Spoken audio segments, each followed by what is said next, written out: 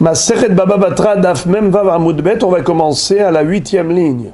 Aris en lo chazaka, Amai, Hadaidana Palga, Veashta Kula.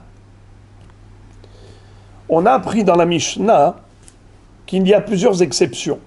Bien qu'en général, la chazaka, pour un bien immobilier, elle est réalisée par 3 ans d'exploitation du bien immobilier, mais parfois, on n'a pas de chazaka même après 3 ans. Par exemple, on avait vu que le haris n'a pas de chazaka. Qu'est-ce que c'est qu'un haris? Un métayer. Il travaille dans le champ pendant 3 ans. Est-ce que c'est une preuve qu'il a acheté? En général, c'est quoi une chazaka? Lorsqu'il y a un débat, un conflit entre 2 personnes, Réhouven et Shimon. Réhouven réclame à Shimon le terrain. Il lui dit: qu'est-ce que tu fais là? Squatteur, voleur, bouge d'ici. Shimon répond: qu'est-ce que tu racontes? Mais c'est toi qui me l'as vendu. Il lui dit: moi je te l'ai vendu. Où est l'acte d'achat? Où est le shtar, le titre de propriété? Il a dit: je l'ai perdu. Est-ce qu'on peut le croire qu'il a vraiment acheté et qu'il a perdu le shtar ou pas? Alors la règle est, ça dépend. Si c'est avant 3 ans ou après 3 ans, si c'est avant que ne s'écoulent 3 années depuis la date de vente présumée, alors dans ce cas-là, non. Ça fait moins de 3 ans qu'il occupe les lieux, alors là on lui dit: monsieur, où est ton shtar? Tu n'as pas de shtar? Bye bye. Sors de là. Parce que un homme normalement constitué, il va garder son titre de propriété. Il ne va pas le perdre. S'il a perdu, tant pis pour lui. Mais après 3 ans, on a dit que, étant donné que ce monsieur, l'occupant, a vu que pendant 3 ans, l'ex-propriétaire n'a rien dit, qui ne dit mot, consent. Ça veut dire que, en effet, il ne reviendra jamais à la charge. Il ne va jamais remettre en cause la vente. C'est la raison pour laquelle il a négligé la surveillance du shtar. C'est comme ça qu'il a perdu le shtar. Alors là, on ne peut pas lui dire: si c'est vrai que tu as acheté le terrain, alors montre-nous le shtar. Il a perdu parce qu'il a vu que pendant 3 ans, l'autre s'est tu. Mais s'il s'agit par exemple d'un haris, un métayer, le métayer, c'est un agriculteur qui a été embauché par le propriétaire. L'agriculteur qui a été embauché par le propriétaire, même s'il est là à exploiter pendant 3 ans d'affilée le terrain, en lo hazaka. Il ne peut pas prétendre qu'il a acheté. Parce que s'il a acheté, on dit: où est le shtar? Où est le shtar? Il lui dit: ah, je l'ai perdu. Pourquoi tu l'as perdu? Ah, parce que j'ai vu qu'il n'a pas remis en cause mon exploitation. C'est la raison pour laquelle j'ai négligé la surveillance du shtar. Il y a hachmologue, espèce de hachmologue. Qu'est-ce que tu racontes là? Mais lui, il s'est tu. Tu sais très très bien pourquoi il s'est tu. Il s'est tu parce qu'il te l'a jamais vendu. Il t'a embauché en tant que métayer, en tant qu'ouvrier. Alors, tu crois que il allait protester, il allait contester? Pourquoi tu veux qu'il conteste? C'est lui qui t'a embauché. Étant donné que c'est lui qui l'a embauché, il ne peut pas prétendre un jour qu'il l'a acheté, sauf s'il nous montre la preuve par un shtar. Maintenant, Mecholzot, la question de la Gemara, elle est atomique. La Gemara pose la question, elle dit: mais pourquoi tu as privé le haris, le métayer, de cette chance qui s'appelle la hazaka? Amai, adha idana, palga, vehashta, kula. Qu'est-ce que tu prétends? Qu'un métayer, c'est tout à fait normal qu'il exploite les fruits. D'abord, j'ai complètement oublié de rappeler la traduction et l'explication de métayer. Vous savez c'est quoi un métayer? Excellent. C'est-à-dire qu'on ne le paye pas avec un salaire comme un ouvrier. Un ouvrier, on lui donne de l'argent.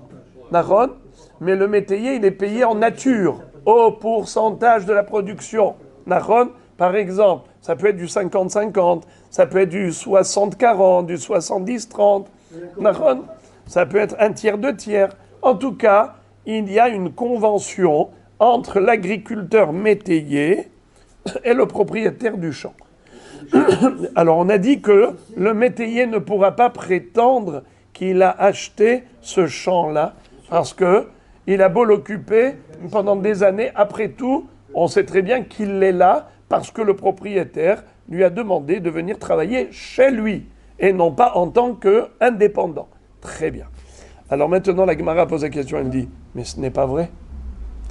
Pourquoi ? Car ce monsieur-là, quand il a été embauché sur la base de quelles conditions ? Qu'il prenne un pourcentage. Il donne par exemple 2 tiers au propriétaire et 1 tiers pour lui. Ou bien 50% au propriétaire et 50% pour lui. Or ici, de quoi on parle ? Ici, on parle d'un métayer qui a tout pris, les 100% pendant 3 ans. Parce que forcément, c'est de cela qu'on parle. De quoi on parle ? On parle de Réhouven et Shimon. Réhouven, l'ex-propriétaire du champ, ou le propriétaire du champ, et Shimon, le haris. Shimon, le métayer. Quel est maintenant le conflit qui a éclaté entre eux ? C'est que Shimon dit à Réhouven, mais tu me l'as vendu. L'autre, il lui dit, pas du tout, je t'ai embauché. Tu es mon ouvrier, tu es mon métayer. Alors, qu'est-ce que nous dit la Mishnah ? C'est qui a raison ? Réhouven ou Shimon ? La Mishnah dit que c'est Réhouven qui a raison. Shimon ne peut pas bénéficier de la Hazaka de 3 ans. Pourquoi ? Parce qu'on sait très bien qu'il a été embauché. Il n'a pas exploité en tant qu'indépendant, il a exploité en tant que métayer. Mais la Gemara dit, mais ce n'est pas vrai. Car un métayer, il ne reçoit qu'un pourcentage, il ne reçoit qu'une partie de la récolte agricole. Qu'une partie. Mais là, qu'est-ce qui s'est passé ? Pendant 3 ans, le haris était là, tout seul. Et il a exploité la totalité de la récolte. Alors ça, c'est déjà un autre comportement. C'est pas un comportement de métayer. Ça, c'est un comportement de propriétaire. Alors comment le Baal Habayit, il s'est tu ? Il a gardé le silence pendant 3 ans. C'est ce qui donne raison au haris. C'est ce qu'il prétend, le haris. Haris dit, il fut un temps, j'étais embauché, d'accord. Mais ça fait 3 ans que j'ai acheté. Je l'ai acheté, j'ai dit au propriétaire, je lui ai dit, dis-moi, t'as pas envie de me vendre le terrain ? Et il me l'a vendu. Je l'ai acheté en bonne et due forme, et on a établi un acte notarié et tout. Alors on lui dit, alors où il est le shtar ? Il dit, ben je l'ai perdu. Ah bon, tu l'as perdu, mais comment tu l'as perdu ? Il dit, ben parce que j'ai vu qu'il s'est tu pendant 3 ans. Qu'est-ce que tu vas dire ? Mais c'est normal qu'il s'est tu, parce qu'il a embauché pour travailler. Mais il n'a pas embauché pour travailler en prenant les 100%. Il a embauché pour prendre qu'une partie, 50-50 par exemple. Palga, ça veut dire moitié. Moitié pour lui, moitié pour lui. Mais là, qu'est-ce qui s'est passé ? Il était seul exploitant. Il était le seul exploitant pendant 3 ans. Alors pourquoi tu veux lui retirer son droit de Hazaka ? Incompréhensible ce que dit la Mishnah. La Mishnah dit Haris en lo Hazaka. Mais pourquoi pas ? Ah, parce que tu dis, c'est normal qu'il exploite, parce qu'il est haris embauché. Mais un haris, il ne reçoit que, par exemple, palga. Il ne reçoit que la moitié. Or, ici, on parle de quelqu'un qui a mangé les 100% des fruits. Il a commercialisé les 100% des fruits. Alors, dans ce cas-là, pourquoi ce serait différent de n'importe quel hazaka ? C'est la kushia bombardesque de la Gemara. Est-ce que vous avez une réponse ? Parce que je vous fais une grimace. Ça veut dire que vous avez une réponse. Hein ? Vous avez une réponse ? Rabbi Gabriel ? Quelle réponse ? Non, si j'ai une réponse. Quand tu es venu dans ce champ, celui qui t'a amené, Toi, tu dis maintenant qu'il te l'a vendu en cours de route. Ouais.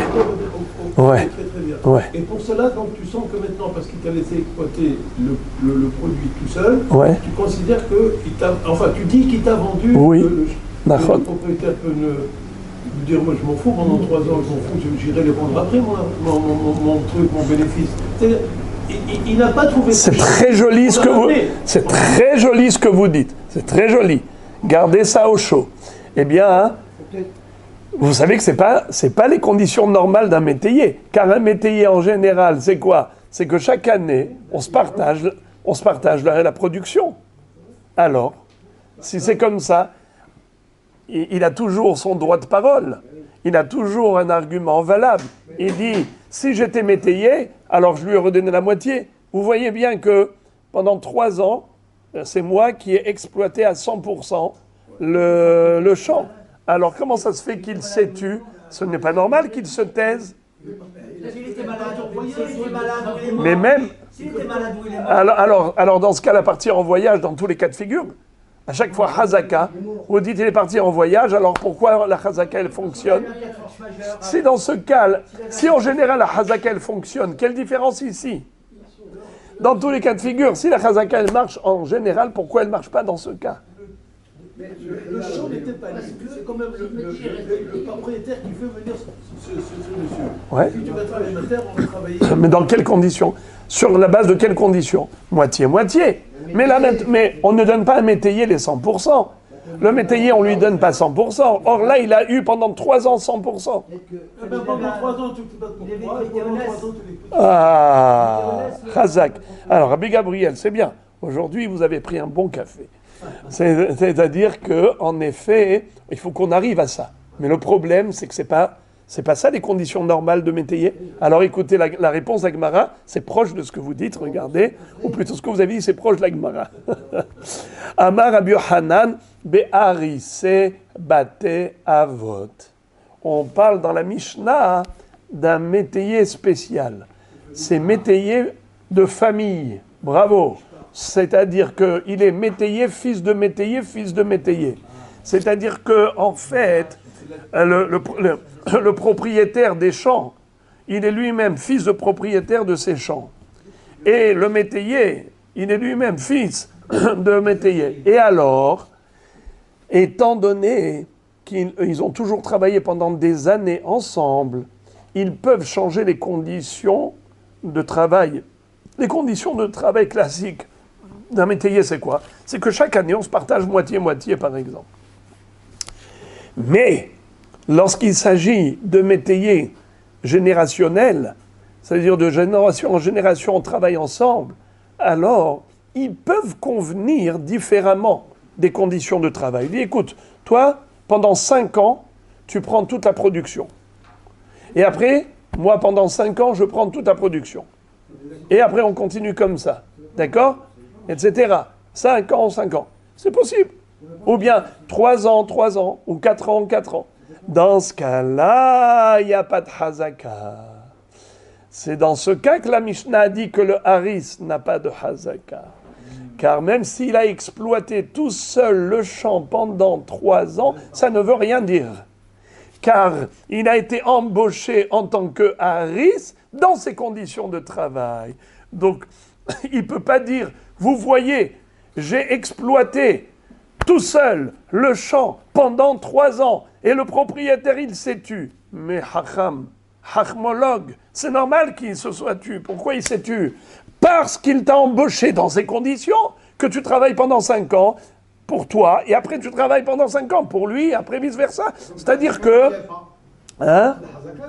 La Hazaka ne tient pas. C'est uniquement. Mais s'il s'agissait d'un Haris classique, la Hazaka, elle marche. Car un Haris classique, c'est chaque année, moitié-moitié. S'il a fait 3 ans d'affilée, eh bien, il a une Hazaka. Amar Rav Nachman, Haris, Sheorid Harisin Tahtav, Yesh lo Hazaka.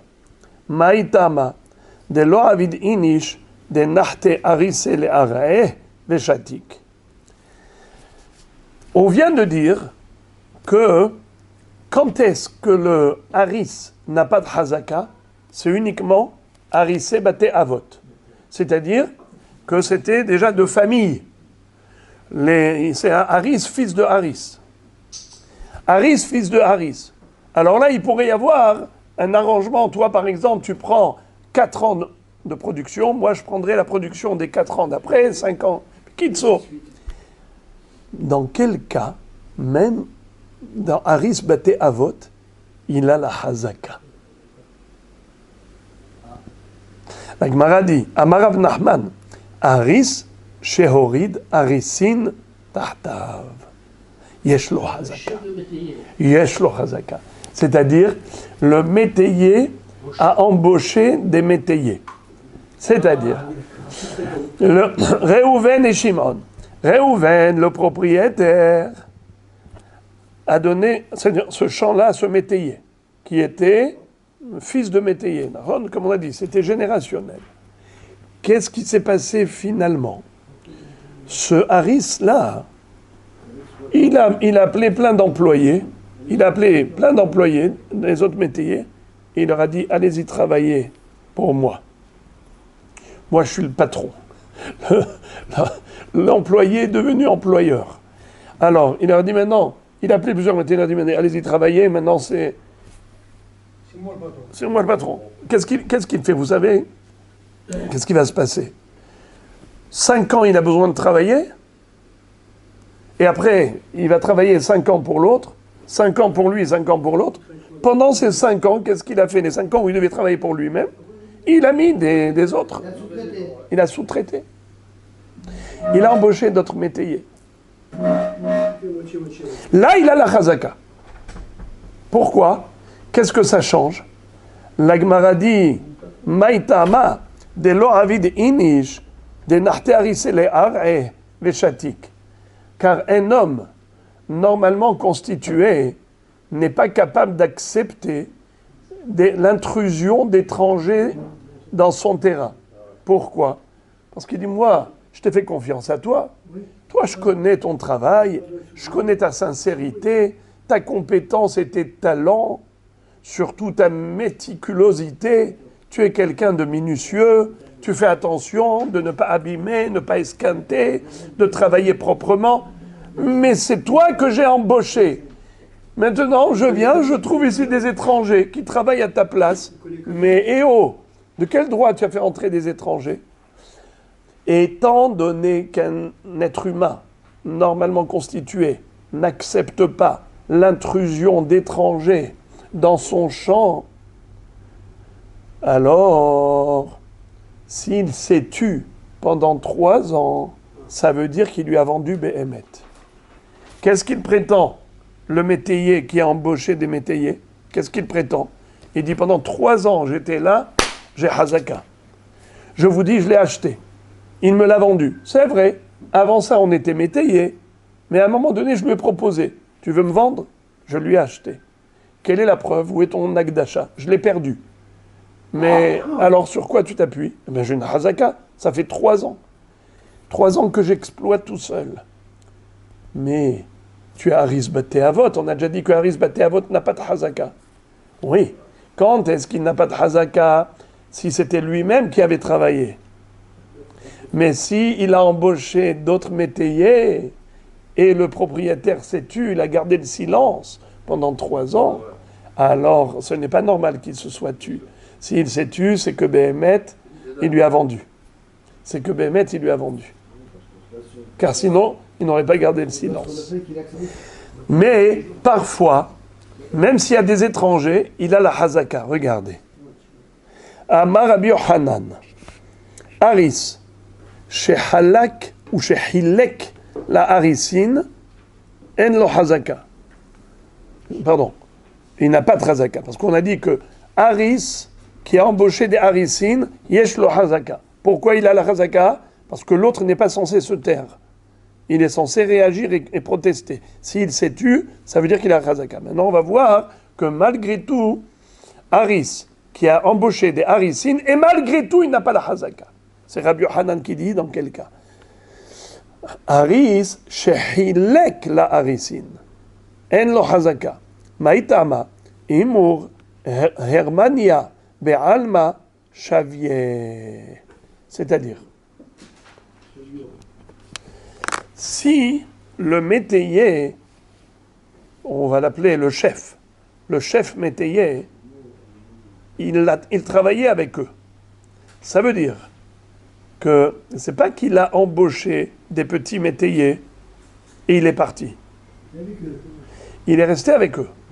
Donc ça veut dire qu'ils étaient là pour l'aider. Alors c'est vrai que Réhouven, le propriétaire, a confié le champ à Shimon, le métayer. Ensuite, Shimon a été chercher des aides métayers. Donc il y a plein de petits métayers. Dans ce cas, étant donné que Shimon était avec eux, alors Réhouven, il lui permet.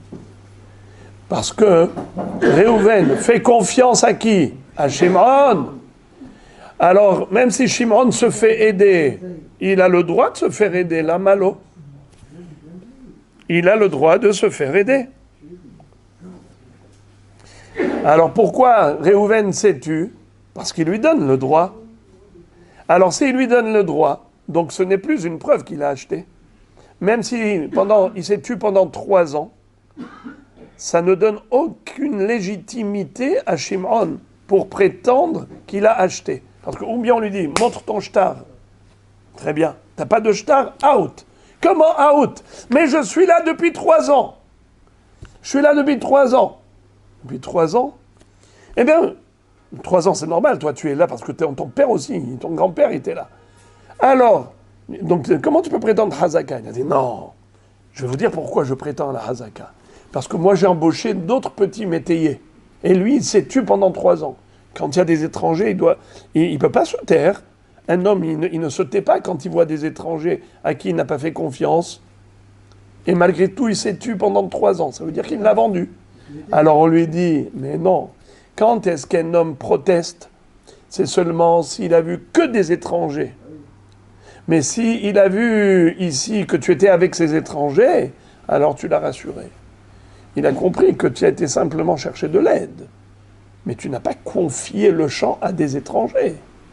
Quand est-ce qu'il ne peut pas se taire? C'est si tu as confié le champ à des étrangers.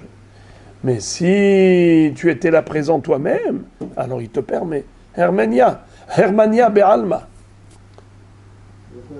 Ça veut dire une permission. Hermania be'alma, comment dit la Gemara?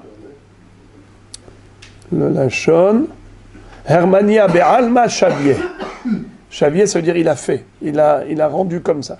Il lui a donné le réchoute. Pourquoi pas? Quelqu'un à qui je confie une mission et il va chercher de l'aide, il n'y a pas de problème.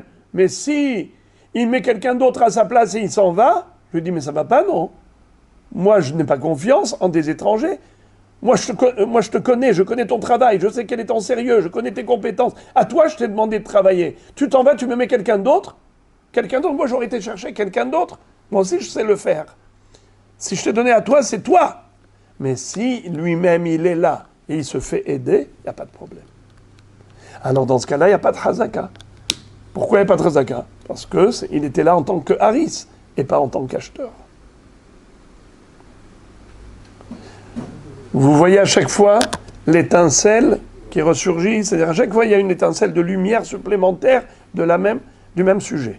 Que lui, il ne veut pas d'intrusion d'étrangers parce qu'il a peur qu'ils abîment son bien immobilier. Un homme, quand il confie quelque chose à quelqu'un, il sait qu'il ne va pas le dégrader. Au contraire, il va le parfaire. Maintenant, la Gemara va changer de sujet. Shalach le Rav Nachman bar Afrizda le Rav Nachman bar Yaakov yelamdenu Rabbeinu Haris Me'id ou Eno Me'id. Nouvelle question. Ça concerne le Haris, mais ça ne concerne plus la Chazaka. Quel est le din de la Edout? En général, lorsqu'il y a un conflit entre 2 personnes, par exemple Réhouven et Shimon. Réhouven dit Rabotai, Shimon, l'occupant, c'est un squatteur, un voleur. Shimon répond, tu me l'as vendu. Il y a combien de temps que Shimon est là? Depuis 1 an. Alors on lui dit, où est le shtar? Je l'ai perdu. Alors tu n'as pas de Hazaka, out. On a voulu le virer, mais voilà qu'est-ce qui s'est passé. Shimon, intelligent, il a été chercher les Edim qui avaient signé sur le shtar, qui avaient vu la vente. Alors il a été les chercher. Il leur a dit, Moré Virabotai, vous voyez? Venez témoigner que vous avez vu la vente. S'ils témoignent devant le Beddin que oui, la vente avait eu réellement lieu, que réellement il y a eu une vente, eh bien, vadaï, on laisse le terrain, on laisse le bien immobilier à Shimon. Les Edim, c'est encore mieux qu'un shtar, parce qu'un shtar, c'est les Edim, et les Edim, ce sont eux qui signent sur le shtar. Donc c'est sûr que Shimon a gain de cause. Mais maintenant, la question d'Agmara est la suivante. Est-ce qu'un haris peut être aide? C'est-à-dire, Shimon a été chercher 2 témoins qui ont vu quand Réhouven avait vendu à Shimon devant 2 témoins qui avaient signé, qui sont partis en Australie. Donc les témoins signataires sont partis en Australie. Donc Shimon, lui, maintenant, il ne peut pas aller les chercher. Mais c'est pas grave. Il a trouvé d'autres personnes qui étaient présentes. Dites-moi, vous étiez là le jour où j'ai acheté? Oui, on était là. On était témoins. Alors, c'est pas obligé que ce soit que les témoins qui ont signé. Ça peut être n'importe quel témoin qui a vu et qui raconte qu'il a vu. Tout va bien. Qu'est-ce qu'on a besoin? De 2 témoins visuels. C'est tout. Alpi Shenaim Edim Yakum Davar.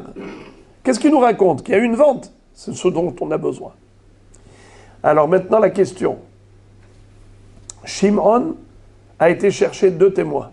Mais l'un des 2 témoins, vous savez c'est qui? C'est son haris. Le haris, lui, il travaille chez qui? Chez Shimon. Il a de la parnassa. Il mange les fruits. 50-50 ou 60-40. Donc, il a un intérêt. Est-ce qu'il peut être aide ou il ne peut pas être aide?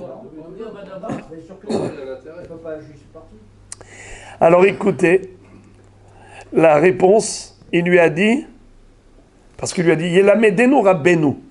Il lui a dit, Rabbenu, dites-nous, enseignez-nous, Haris, Merid ou Eno Merid, un métayer est apte à témoigner au profit de son employeur ou il n'est pas apte à témoigner en faveur de son employeur.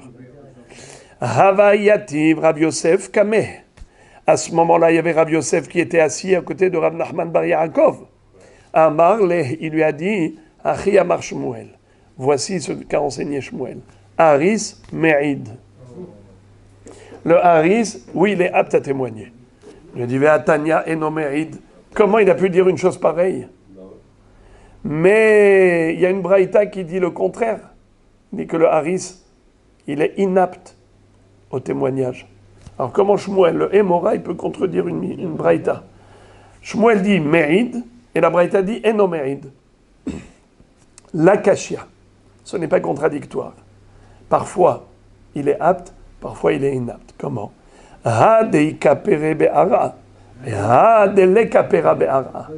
C'est-à-dire, ça dépend s'il y a des fruits dans le terrain ou il n'y a pas de fruits dans le terrain. S'il y a des fruits dans le terrain, alors il ne peut pas. Mais s'il n'y a pas de fruits dans le terrain, il peut. C'est-à-dire, ce monsieur-là, le haris, s'il y a des fruits dans le terrain, qu'est-ce qu'il attend, lui? De récolter les fruits pour prendre la moitié ou le tiers, son salaire. Alors, il a tout à perdre si jamais Shimon perd. Donc évidemment qu'il a envie de justifier Shimon. Pourquoi il veut témoigner en faveur de Shimon? Parce que si Shimon perd le jugement, alors lui il perd tout son travail. Il a travaillé ici pendant tout l'hiver. Et il a labouré, il a semé, il a arrosé, il a élagué. Et lui maintenant il attendait impatiemment que ça pousse. Maintenant ça a poussé. Maintenant qu'il va aller récolter, on lui dit non, non, pas du tout. C'est pas à toi. Ce terrain était volé par Shimon. Shimon avait volé ce terrain, il t'a embauché, mais malheureusement pour toi, tu n'as aucune chance. Ça n'appartient pas à Shimon, ça appartient à Réhouven. Donc évidemment, lui, il a tout intérêt à témoigner en faveur de Shimon pour gagner son salaire en nature, de prendre un pourcentage de la récolte. Alors là, il est inapte au témoignage. Et c'est de cela que parle la Braïta quand elle a dit « Eno Me'id ». Mais Shmuel qui avait dit « Haris Me'id », il parlait du cas où, ça y est, c'était déjà après la récolte. Donc c'est vide, le terrain est vide. Maintenant, qu'est-ce qu'il a à gagner de témoigner en faveur de Shimon? Qu'est-ce que vous allez me dire? Bien sûr qu'il a à gagner. Parce que pour l'année prochaine, c'est lui qui va être embauché à nouveau. C'est pas sûr. Parce que peut-être que, comment il s'appelle? Shimon va trouver un métayer qui coûte moins cher ou qui travaille mieux, Nahon, ou bien peut-être même si c'est Réhouven qui va gagner le pari, qui va gagner le jugement, peut-être que Réhouven va l'embaucher, va lui dire « Écoute, toi tu connais bien le terrain, allez, je t'embauche ». Donc, c'est un hashash rahok. La crainte de perdre son travail, c'est pas quelque chose qui va le motiver à dire du mensonge, à témoigner à tort. Pourquoi? Parce que de deux choses l'une, soit même si c'est Réhouven qui gagne le jugement, peut-être que Réhouven va l'embaucher, et même si c'est Shimon qui gagne le jugement, peut-être que Shimon un jour il va changer de métayer. Donc c'est pour le futur, par rapport à une parnassa pour le futur, c'est pas sûr qu'il va témoigner à tort. Il n'y a pas de raison qu'il témoigne à tort. Il n'est pas motivé à mentir. Tandis que si les fruits sont déjà là, et la perte de ce métayer elle est évidente, c'est sûr qu'il est motivé à témoigner en faveur de Shimon. Alors là, il s'appelle Nogeyar Ba'edut, Nogeyar Badavar. Puisqu'il est Nogeyar Badavar, il est disqualifié. Très bien. Maintenant, la Gemara va nous citer d'autres personnes. Est-ce qu'elles sont aptes à témoigner ou pas? Et ce sera la fin du sujet. On a 4 personnes pour lesquelles la Gemara va s'interroger. Est-ce qu'ils sont aptes à témoigner ou est-ce qu'ils sont disqualifiés car ils sont susceptibles de mentir pour défendre leurs intérêts? Est-ce qu'ils ont un profit dans ce témoignage ou ils n'ont aucun profit? S'ils n'ont aucun profit, alors ils sont cachers, là et doute. Mais s'ils ont un profit, donc ils ont un intérêt, ça s'appelle Nogea Badavar. Nogea Ba'edut n'est pas cachère. Alors, quelles sont les personnes en question? Arev. Déjà, on va commencer avec le Arev, le garant. D'ailleurs, la Gemara donne un siman. Entre parenthèses, il y a un siman pour se rappeler des 4 personnes dont on va parler. Vous savez, c'est quoi le siman? Amalek. Aïn. Aïn, c'est quoi? Arev, bravo. Et même, c'est Malvé. Lamed, c'est Lokeach Rishon. Et Kouf, c'est Kablan. Timhe et Zecher Amalek. On se demande comment ça se fait qu'on ait donné un siman de Amalek alors qu'il y a une mitzvah d'effacer Amalek. Mais on efface le Zecher de Amalek justement en se servant de la Toum'a pour la Kedusha. Le Ya'betz, Rabbi Yaakov Amdin, il pose cette question et il traite de ce sujet. Il dit comment la Gemara a pu citer Amalek comme mnémotechnique alors qu'on a une mitzvah d'éliminer son souvenir. Bon, alors, commençons par le Harev. Qu'est-ce que c'est qu'un Harev? Un garant.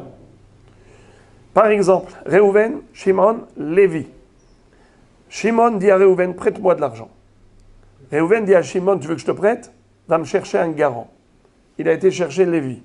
Lévi dit, je me porte caution. S'il ne te rembourse pas, je suis là.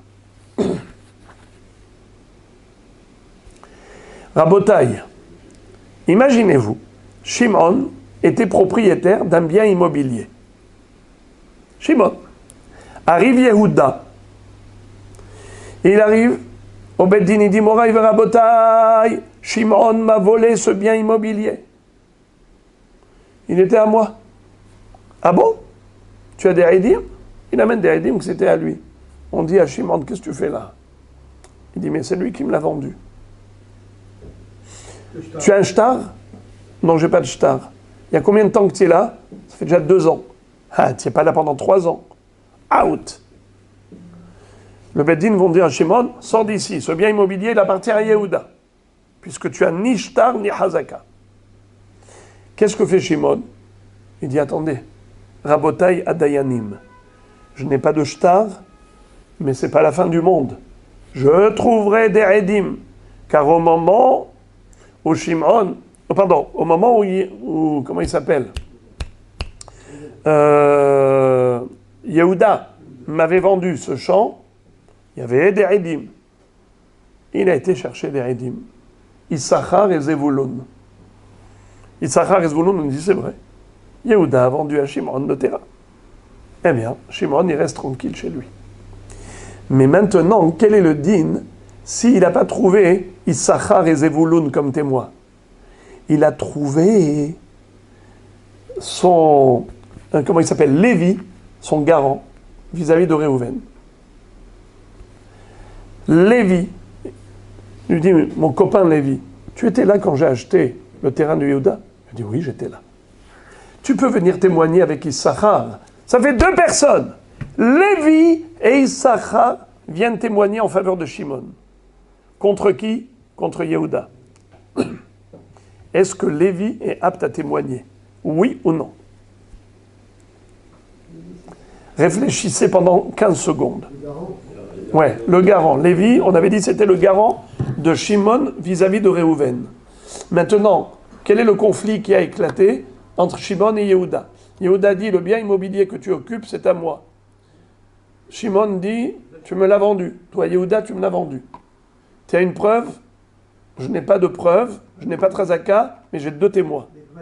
J'ai pas de shtar, mais j'ai deux témoins. C'est qui les deux témoins? Eh bien, Lévi et Issachar. Ils ont vu que tu me l'as vendu. Alors, est-ce que Lévi et Issachar, quand ils viennent au Beddin, le Beddin les accepte? Ou bien ils vont dire à Lévi, ah, toi non. Tu es disqualifié. Parce que tu es le garant de Shimon. Alors dites-moi oui ou non. Qu'est-ce que vous dites, Rabbi Moshe? Oui, il peut témoigner ou... Est-ce que oui, il peut ou oui ou non, il peut pas? Alors vous dites non. Alors vous avez eu, en disant oui, vous voulez dire non. D'accord. Alors, il ne peut pas témoigner, vous dites. Est-ce que vous pouvez expliquer la raison pourquoi vous dites non? A priori, on aurait dit que le garant, Lévi, le garant de Shimon, vis-à-vis de Réhouven, peut témoigner. Il n'y a aucune raison de le disqualifier. Quel est son intérêt? Quel rapport il a avec ce terrain? Lui, il a été garant d'un prêt d'argent que Réhouven a prêté à Shimon. Lévi a dit à Réhouven, tu peux lui prêter, moi je me porte garant. Mais maintenant, c'est une autre histoire, c'est tout un autre dossier. Maintenant, il y a un conflit qui a éclaté entre Shimon et Yehuda par rapport à un autre sujet, par rapport à un bien immobilier. Est-ce qu'il est à Shimon ou il est à Yehuda? Lévi, a priori, il n'a rien à voir avec l'histoire du terrain. Alors Lévi et Issachar, ils veulent témoigner, pourquoi pas? Alors normalement, on aurait dû dire que oui, Lévi le Harev, il peut témoigner. Mais là, il y a un autre problème. Quel est le problème? Quel est le risque qu'il veuille mentir dans ce témoignage? Quel est son intérêt à Lévi de mentir? C'est qu'il y a l'hypothèque. Si Shimon n'a pas de quoi rembourser à Réhouven, qui va rembourser à Réhouven? Lévi, qui s'était porté garant. Mais si Shimon, même s'il n'a pas d'argent, mais il a un terrain, il a un bien immobilier, qu'est-ce que va faire le Beddin? Ils vont saisir le terrain pour le donner à Réhouven. C'est l'hypothèque, c'est l'assujettissement au remboursement. Alors, comment il s'appelle? Lévi, il est intéressé à ce que Shimon ait un terrain. Car si Shimon n'a pas de terrain et qu'il n'a pas de quoi rembourser, alors Réhouven va se tourner contre Lévi. Donc Lévi, il a tout intérêt à ce que Shimon gagne le jugement face à Yehuda pour qu'il soit solvable, pour qu'il ait un bien immobilier. Et quand il a un bien immobilier, Rabotai, quand il a un bien immobilier, Réhouven n'a pas le droit d'aller chez Lévi. Il ne peut pas aller chez Lévi et saisir Lévi. Pourquoi? Même s'il s'est porté garant. Mais on ne va pas voir le garant tant que l'emprunteur est solvable. Or, il est solvable puisqu'il a un bien immobilier. Donc, le garant est intéressé à ce que Shimon gagne le jugement. Alors regardez, Arev Me'id la lové. Alors comment ça se fait que pourtant c'est écrit que le Arev, le garant, Lévi, il est Me'id la lové. Il peut témoigner en faveur de Shimon, l'emprunteur. Comment ça se fait? On vient de dire maintenant qu'il a un intérêt. Alors comment il a le droit? Sinon, ça va se retourner contre le... Eh bien justement, donc il ne devrait pas avoir le droit. Alors la Gemara dit, quand est-ce qu'il a le droit? Vehu deitle hariti. Au cas où il avait 2 terrains. Shimon avait 2 terrains. L'un qui faisait l'objet de conflits entre lui et Yehuda. Mais il avait encore un autre terrain. Alors quel est l'intérêt de Lévi? Aucun. Car même si Shimon perd le jugement face à Yehuda, il lui reste toujours encore un autre terrain sur lequel Réhouven peut se rabattre. Donc Lévi n'a rien à perdre. C'est la raison pour laquelle il est apte à témoigner. Mais s'il n'avait qu'un seul témoin, si Shimon n'avait qu'un seul témoin, là il est inapte, parce qu'il est Nogéa Ba'edut. Très bien. Maintenant, encore un cas. On avait dit Amalek. Aïn, c'est Arev. Même, c'est Malvé. Alors écoutez ça. Malvé, Me'id la lové. Je vous pose une autre question maintenant. Réhouven, Shimon et Yehuda. Avant cela, on avait parlé d'un Lévi qui était Arev. Maintenant, parlons d'un prêt où il n'y a pas d'Arev. Réhouven et Shimon. Un prêt classique sans garant. D'accord? Donc, qu'est-ce qui s'est passé? Yehuda vient voir Shimon. Et encore une fois, la même histoire. Qu'est-ce que tu fais dans cette maison? Qu'est-ce que tu fais dans ce champ agricole? Il lui dit, mais c'est toi qui me l'as vendu. Où est le shtar? Je l'ai perdu. Combien de temps il est là? 1 an. Est-ce qu'il a la hazaka? Non. Alors qu'est-ce que les Beddin vont dire? Tu n'as pas de shtar, tu n'as pas de hazaka. Out. Lui, qu'est-ce qu'il dit? Shimon, il dit, ne vous inquiétez pas, j'ai des témoins. J'ai des témoins. Comme quoi, ce champ, Yehuda me l'a vendu. Ah bon? Va chercher des témoins. Qui l'a trouvé comme témoin? Réhouven et Zevulun. Réhouven et Zevulun, ils viennent au Bendin, ils ont dit oui, nous on a vu quand Yehuda il a vendu à Shimon ce terrain. Est-ce que Réhouven est apte à témoigner ou il est disqualifié? Est-ce qu'il est Nogéa Badavar ou il n'est pas Nogéa Ba'edut? D'après vous les amis. Ce matin, la Gemara nous fait travailler les ménages. Alors donc qu'est-ce que vous dites? Qu'il est apte? Il est apte. C'est pas évident, Rabbi Gabriel. Pourquoi ce n'est pas évident? Car il a un intérêt. Vous savez lequel?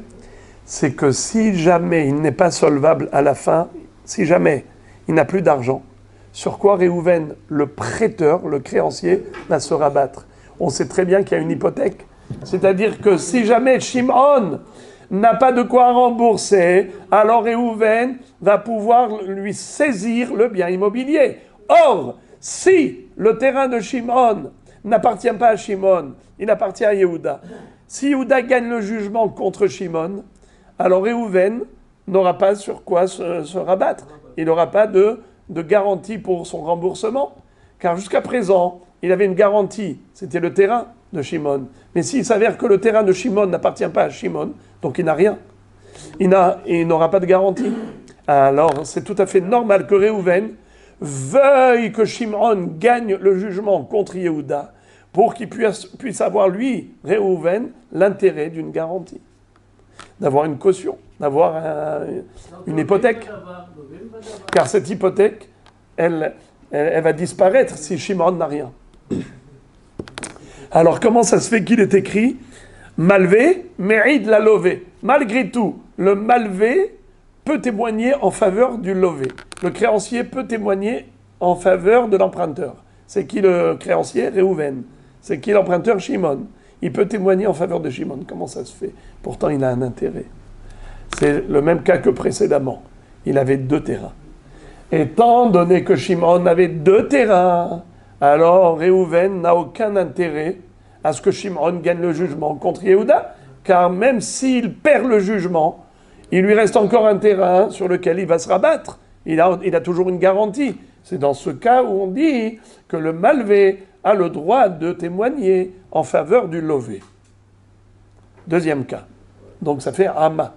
Aïn, Arev, même, malvé. Maintenant le Lamed. Lamed c'est Lokeach. Lokeach Rishon. Me'id la Lokeach Sheni.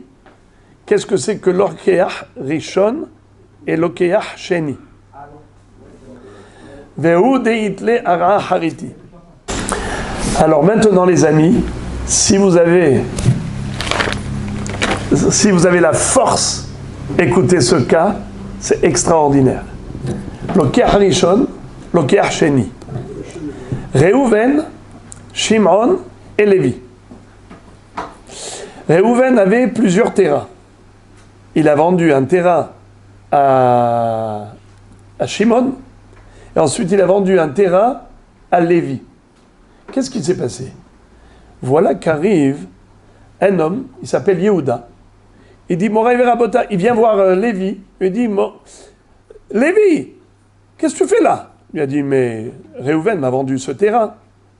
Il a dit, Reuven, il t'a vendu ce terrain? Mais Reuven, il m'a volé à moi ce terrain.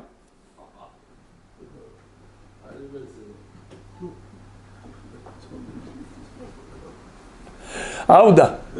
Reuven avait plusieurs terrains. Il a vendu un terrain à qui? À Shimon. Il a vendu un terrain à qui? À Lévi. Arrive maintenant Yehuda. Et il dit à Lévi, qu'est-ce que tu fais là? Il a dit, je l'ai acheté chez Reuven. Il dit, Reuven? Mais lui-même c'est le voleur. Il t'a vendu ce qui n'est pas à lui. C'était pas au tabou. Out. Chon. Lévi dit quoi? Reuven dit quoi? Moi je suis voleur? Moi je t'ai vendu? Ah pitom. Ah pitom. Moi j'ai pas du tout volé. Ça c'était un terrain, soit qu'il a hérité, soit qu'il a acheté lui-même de quelqu'un. Allez, on va dire, Reuven l'avait acheté une fois à Binyamin. Donc Reuven l'avait acheté à Binyamin. D'accord? Ça fait des années. Arrivent donc deux témoins pour témoigner que Reuven avait acheté ça à Binyamin. C'est qui les témoins? Comme par hasard, Shimon, le premier acheteur. Avec qui il vient? Avec Zevouloun. Shimon et Zevouloun, ils témoignent en faveur de qui? De Lévi. Comment? En disant que Reuven n'a jamais volé le terrain. Et donc la vente de Reuven à Lévi, elle est bonne. Vous êtes d'accord? Très bien. Est-ce que ça marche? Est-ce que le Lokeach Rishon peut témoigner en faveur du Lokeach Sheni? Difficile. Hein? C'est difficile. Difficile, c'est pas une réponse. C'est oui ou non. Difficile. Alors, dites-moi, est-ce qu'il a un intérêt? C'est ça ce qu'il faut rechercher. Il faut rechercher l'intérêt, parce que c'est ça la réponse. Oui, il est cachère s'il n'a aucun intérêt. Non, il n'est pas cachère s'il a un intérêt. Alors, est-ce qu'il a un intérêt ou il n'a pas d'intérêt? C'est ça ce qu'il faut chercher. Quel pourrait être son intérêt? Écoutez l'intérêt. C'est que vous connaissez l'histoire de l'hypothèque. On avait dit que Reuven avait vendu des terrains à qui? À Shimon et à Lévi. Un terrain à Shimon, un terrain à Lévi. Vous connaissez. Maintenant, qui est-ce qui veut témoigner en faveur de qui? Qui témoigne en faveur de qui? Shimon, qui témoigne en faveur de Lévi. Il arrive avec Zébulon au Beddin et ils disent Moray Verabotai, Reuven n'a jamais volé ce terrain. Reuven est un homme loyal. D'ailleurs, il m'a vendu à moi un terrain. Shimon dit. Et Zébulon et Shimon disent, et nous avons vu que Reuven avait acheté même le deuxième terrain qui est chez Lévi, il avait acheté à Binyamin. C'est à lui. Et après nous, moi j'ai acheté un terrain de Reuven, et lui, Lévi, il a acheté un terrain de Reuven. Lokeach Rishon, Me'id la Lokeach Hasheni. Shimon, qui est le premier acheteur, et Me'id les Tovat, Lévi, qui est deuxième acheteur. Est-ce qu'il a un intérêt? Oui. Lequel? Si on casse la première vente, on a la deuxième, ça sera quelque chose automatiquement. Quel rapport? Aucun rapport entre la première vente et la deuxième vente. Non, l'intérêt n'est pas là. Écoutez l'intérêt, c'est trop beau. L'intérêt, écoutez ça, Rabbi Yaakov, écoutez rien que l'intérêt. La Noger Badavar, c'est que Réhouven, si lui avait emprunté de l'argent de quiconque, par exemple, Yosef a prêté à Réhouven de l'argent.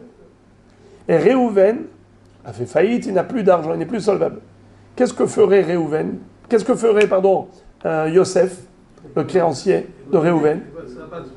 Hein? On dit les terrains. Il lui dit, où sont les terrains? Je les ai vendus. Ah oui? À qui tu as vendu? À Shimon et à Lévi. Écoutez bien. Maintenant, le créancier, il va chercher les acheteurs. Il leur dit, messieurs, vous avez acheté un terrain hypothéqué. Qui il va voir? Il va voir Shimon ou il va voir Lévi? Shimon, le premier en général. Ah non, le dernier. Lévi, le dernier. Il va voir le dernier. Pourquoi? Qui est-ce qui peut me dire pourquoi? Le dernier vendu? Le plus proche de la vente. De la dernière liste. C'est que l'hypothèque, ça fonctionne comment? On a dit qu'il y a, je ne parle pas d'hypothèque précise, spécifique, où on lui dit ça c'est hypothéqué, je ne parle pas de ça. Je parle d'une hypothèque générale, c'est-à-dire l'assujettissement classique. Toute personne qui emprunte, automatiquement, tous ses biens immobiliers sont assujettis au remboursement. Si jamais il vend, alors le créancier, il va voir qui? Les acheteurs. Mais quel acheteur il va voir en premier? C'est le dernier. Pourquoi le créancier, il va voir d'abord le dernier acheteur? Et s'il n'y a pas assez d'argent, il va voir l'avant-dernier. Et s'il n'y a pas assez d'argent, il va voir l'avant-avant-dernier. Pourquoi il va comme ça? Parce que c'est très simple. Parce qu'on a une règle. Écoutez cette règle. En govin, en torfin, mina meshur badin, bemakom sheyesh bene horin. Lorsque l'emprunteur a 2 terrains au moment du prêt, et ensuite, il a vendu un terrain, et il en a gardé un, mais il n'a plus de liquidité. Qu'est-ce que fait le créancier? Il va saisir un terrain. Lequel il va saisir? Le terrain vendu ou bien le terrain qui est encore chez l'emprunteur? Celui qui est encore chez l'emprunteur, c'est évident. C'est évident. Maintenant, quel est le din si maintenant il vend même le deuxième? Alors maintenant, le créancier, il n'a plus de terrain chez l'emprunteur. Alors il va chercher chez qui les acheteurs? Alors il va voir un acheteur, deuxième. Il va aller voir qui? Le dernier. Pourquoi le dernier? Parce que le dernier terrain, c'était celui qui avait subi toute l'hypothèque. Étant donné que le premier terrain avait déjà été vendu au début et il restait encore un terrain de disponible chez l'emprunteur, alors du coup l'hypothèque elle est passée du premier au deuxième. C'est-à-dire que ce terrain-là, il était disponible alors que l'autre était déjà vendu. Donc le créancier n'a pas le droit d'aller prendre un terrain vendu alors qu'il y a un terrain de disponible. Alors même si plus tard, même ce terrain de disponible va être vendu, étant donné qu'il a absorbé toute l'hypothèque, eh bien le créancier il va aller voir le dernier. Alors maintenant, écoutez la chokma. C'est que le Lokéach Rishon, on a dit Réhouven était propriétaire de 2 terrains. Il a vendu un à Shimon et ensuite un à qui? À Lévi. Shimon, il est très intéressé à ce que Lévi gagne le jugement contre Yehuda. Pourquoi? Parce que Yehuda, qu'est-ce qu'il dit à Shimon? Ce terrain-là est à moi. S'il gagne le jugement, imaginez-vous que Yehuda gagne le jugement contre Shimon. Il va aller voir qui? Bravo! Alors le créancier, on avait dit Yosef, le créancier, qui il va aller voir? Il va dire Réhouven, paye-moi. Il a dit je n'ai plus rien, il a fait faillite. Où sont les terrains que tu avais? Je les ai vendus. À qui tu as vendu? À Shimon, à Lévi. Alors qui va aller voir? Shimon ou Lévi? Lévi, on a dit toujours le dernier. Il va voir le dernier. Mais s'il n'y a pas de dernier, si sur les 2 terrains, il s'avère que Réhouven, c'est un voleur, il a vendu à Lévi un terrain qui n'est pas à lui, donc qu'est-ce qui va se passer? Il va s'avérer que Réhouven n'avait pas de 2 terrains. Il avait combien de terrains au moment du prêt? Qu'un seul. À qui il a vendu? À Shimon. Alors maintenant, Shimon, il va se faire saisir par Yosef, le créancier de Réhouven. Alors c'est normal que Shimon, il ait un intérêt de témoigner en faveur de Lévi, parce que si Lévi perd le jugement, alors c'est lui qui va en pâtir. Il va se faire saisir. Alors il n'est pas bête. Il dit, je témoigne en faveur de Lévi. Alors il est possible que c'est un menteur, c'est pour ça qu'il est disqualifié. Car là, il a un intérêt à témoigner en faveur de Shimon. Alors maintenant, Rabotai, alors comment ça se fait qu'il est écrit Lokeh Harishon Me'id, la Lokeh Hasheni? Encore une fois, c'est dans le même contexte. Vehudit le Ara Harite. Au cas où il avait encore un autre terrain. Étant donné qu'il avait 2 terrains, c'est la raison pour laquelle Lévi, qui achetait 2 terrains chez Réhouven, même s'il perd le jugement face à Yehuda par rapport à un terrain, mais il lui reste encore un autre terrain, et par conséquent le créancier pourra se rabattre sur le 2e terrain. Donc quel est l'intérêt de Shimon? 0, aucun intérêt. C'est pour ça qu'il est crédible. Alors à Bota, il y a encore Kablan, mais Be'ezrat Hashem, après Shabbat, on reprend le Kablan.